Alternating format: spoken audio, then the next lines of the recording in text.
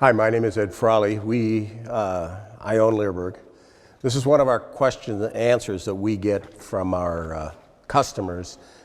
We get a lot of emails every day. We answer them all, and we put the good ones aside and put them in our newsletter. I will read you this email from a person that has a 9.5-month-old puppy who's acting aggressive at dog parks, and I'll give you an idea of how we would handle that situation. Hello, I have an intact 9.5-month-old puppy that's becoming intense at the dog parks with other male dogs, intact and not intact dogs. He will try and mount the dog, and if the dog is submissive, he will start growling aggressively.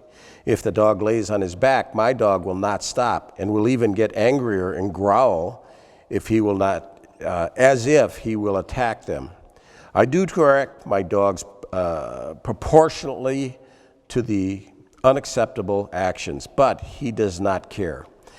I am overall very firm with my puppy and train him every day. I teach him the rules and consequences if he breaks them. I also praise him when he does something good.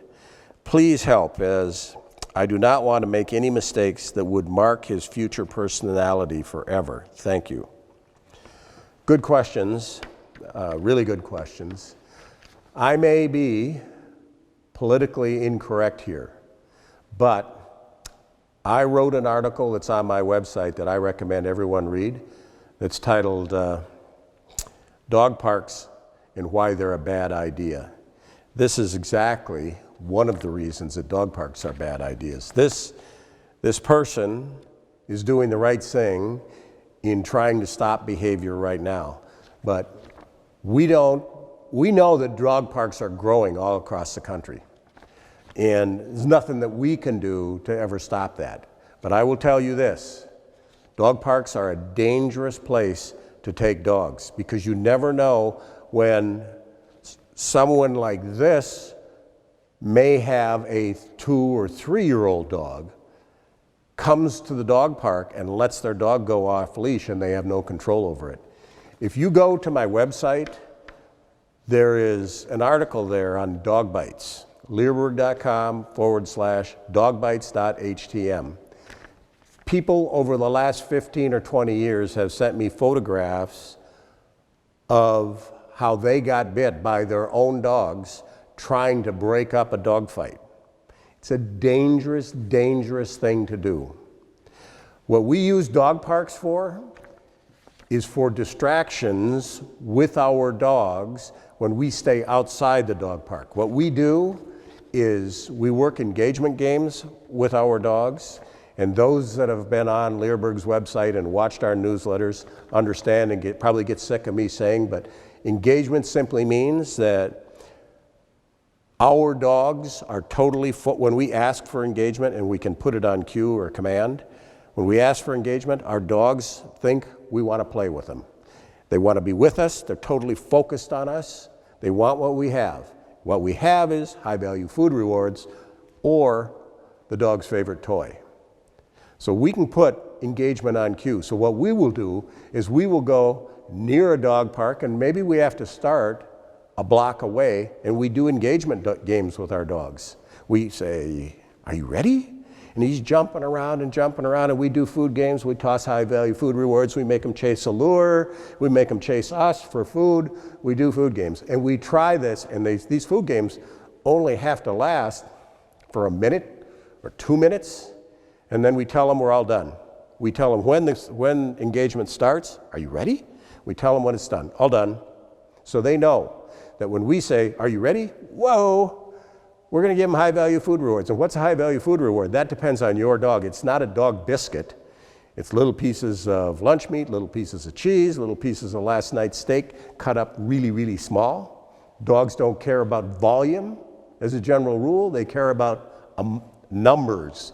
They have a numbers game. So when we play food games, we toss one here, we toss one there, we toss one there. So the dog learns, hey, these are fun games. I'm not going to just get one and it's all over. I may get 2, 3, 4. And we vary how many we give them so that the game goes on, and then we stop when they're still looking for more.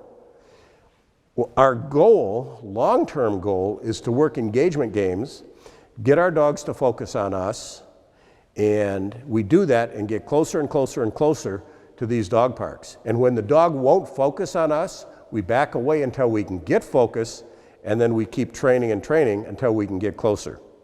We want our dogs to focus on us, not on other people, not on other dogs.